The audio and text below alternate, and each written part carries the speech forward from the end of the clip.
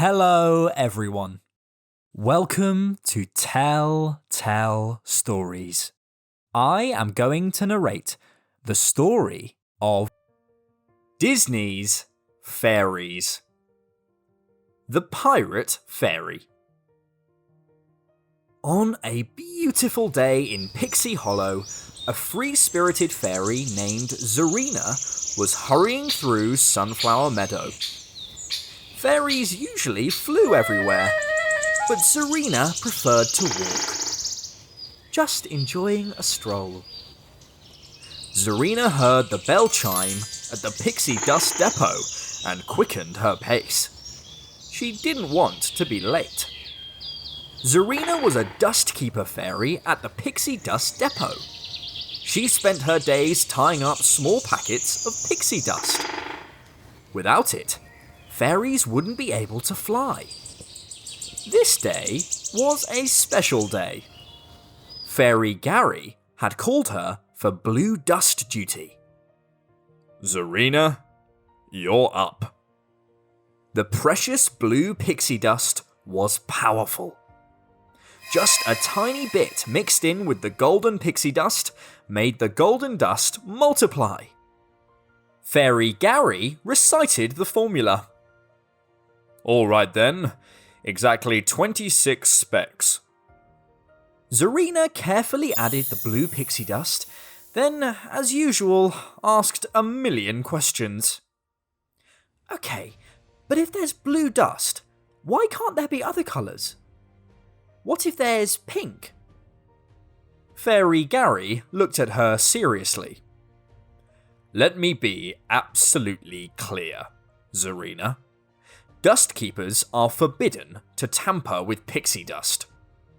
But Zarina had been experimenting with pixie dust for a long time, with no result. Back at home, she lay her head on the table, and a speck of blue pixie dust fell from her hair. Inspired, Zarina repeated her last experiment, this time adding a sliver of blue pixie dust. Suddenly, the dust turned orange. It worked! When Tinkerbell arrived, she was amazed to see that Zarina had created orange pixie dust, which gave Zarina the talents of a light fairy. While her friend continued to make more colours of dust, Tink was cautious. Zarina, I really think you should stop. Surprised, Zarina turned and accidentally spilled the jar of pink dust she had just created onto a sapling. Vines grew everywhere, out of the cottage and across Pixie Hollow, where they burst through the walls of the Pixie Dust Depot. Outside the dust depot, Queen Clarion couldn't believe her eyes. Oh, how did this happen? When Fairy Gary saw the pink dust, he knew how it had happened. He was very disappointed in Zarina. You were told not to tamper with pixie dust. I think it's best if you don't come in at all. With a heavy heart, Zarina packed her things and flew away. 1 year later, all of Pixie Hollow gathered for the Four Seasons Festival. Tink and her friends, Fawn, Vidia, Silvermist, Rosetta, and Iridessa, were backstage at the amphitheatre, getting ready to perform.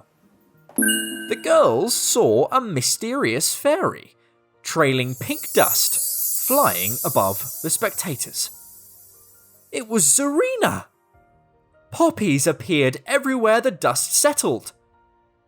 Rosetta was alarmed. She knew the poppies would make everyone sleep. Guys, we gotta hide, now! When the girls came out of hiding, everyone was in a deep sleep. Clank, who'd also been undercover, knew where Zarina had gone. Yes, I saw her flying towards the dust depot. At that very moment, Zarina was opening the chest that held the basin of blue pixie dust. She smiled as she picked up all of the blue dust and flew off. Tink didn't know why Zarina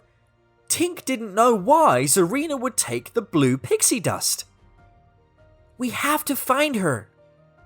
As they reached the coastline, Tink could see a pirate ship with a rowboat heading for it.